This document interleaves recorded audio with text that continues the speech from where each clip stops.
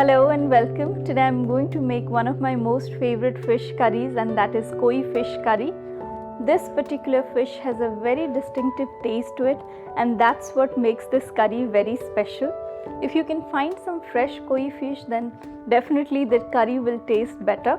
But today I'm going to use some frozen fish. So let's start.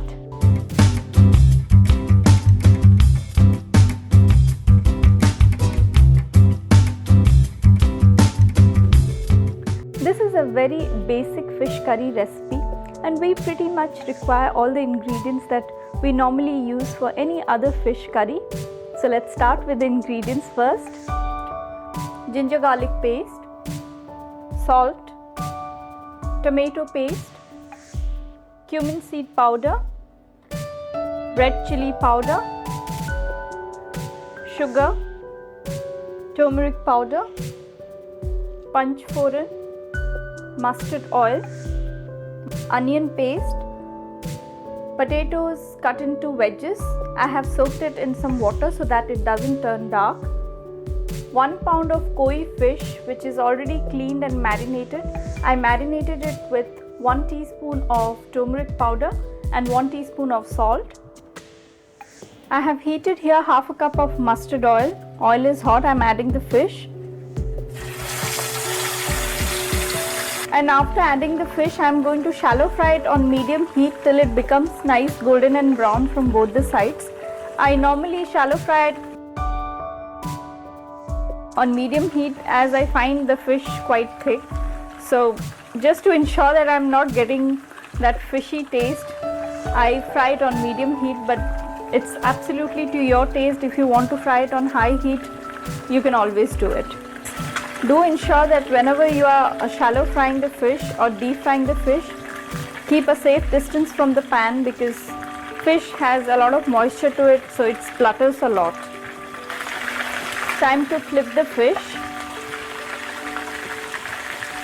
Yeah, it has turned a little golden as you can see right now. So this side of the fish has got that nice light golden and brownish color.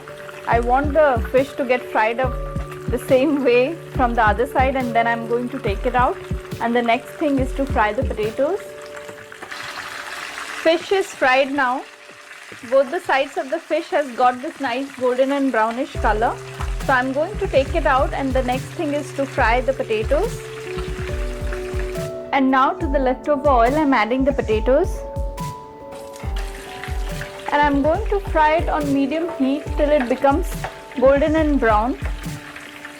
Before adding potato pieces to hot oil, always ensure that you are taking care of the excess water by wiping it off in a paper towel so that by the time you add it to the hot oil it doesn't splutter, because if you have a little water in potatoes, it splutters really bad. Potato pieces have got that nice golden and brownish color, so these are ready. I'm going to take it out. The potatoes are not fully cooked. I'm going to cook it through in the gravy. So this is done now. The next thing is to make the gravy, and I'm using the leftover oil from the fried potatoes for the gravy. Now to the leftover oil I'm adding half a teaspoon of sugar and a teaspoon of panchforan. Let it splutter, and then I'll add the onion paste to it. Panchforan is done. I'm adding the onion paste.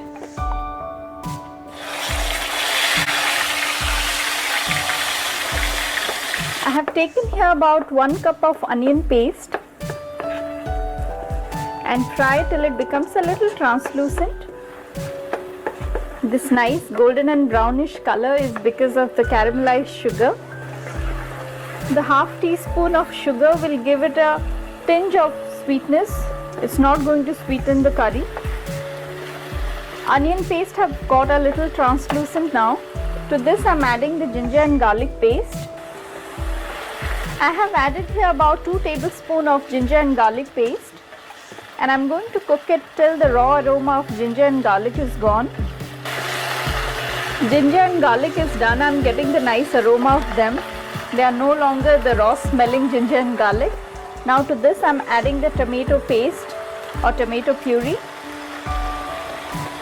I have added here about half a cup of tomato paste, and along with the tomato I am adding the dry spices, 1 teaspoon of cumin seed powder, about a tablespoon of red chili powder or to your taste, and 1 teaspoon of turmeric powder. And I'm going to cook this masala till it kind of dries up and oil starts to get separated. I have been cooking the masala on medium heat for quite some time now, and this is ready.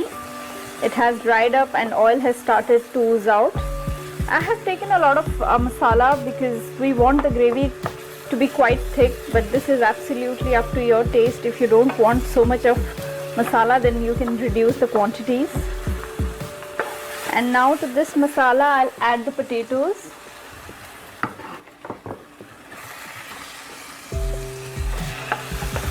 And give it a mix. And now to this I'm adding some water and some salt. I have added here about 3 cups of water, and now bring the gravy to a boil. The next thing is to cover the lid and let it cook for about 10 minutes, and by the time the potatoes will be nice and tender. Gravy has come to a boil. I'll cover the lid and let it cook on medium heat for about 10 minutes. After 10 minutes, the potatoes should be done. The gravy is quite thick, so I'm adding 1 more cup of water to it. The potato pieces that I have taken were quite big, so I had to cook it for quite a while. But this absolutely depends on the pieces of potatoes you are taking. This is done. Now to this I'm adding the fried fish. And after adding the fish, I'm going to cover the lid and let it cook on low heat for about 10 minutes. And by the time the fried fish pieces will soak up the moisture from the gravy and become very tender. So the lid goes in and I'm going to cook it for 10 minutes on low heat. After 10 minutes, take off the lid. The fish is quite tender now. So I'm going to mix it with a very gentle hand. If you want to garnish with some chopped up coriander, you can add it right now, but I'm not going to add any chopped up coriander to this. So this is ready. I'm going to serve it with some steamed rice now. This recipe goes really well with some steamed rice. As I said, this fish has a very distinctive taste to it.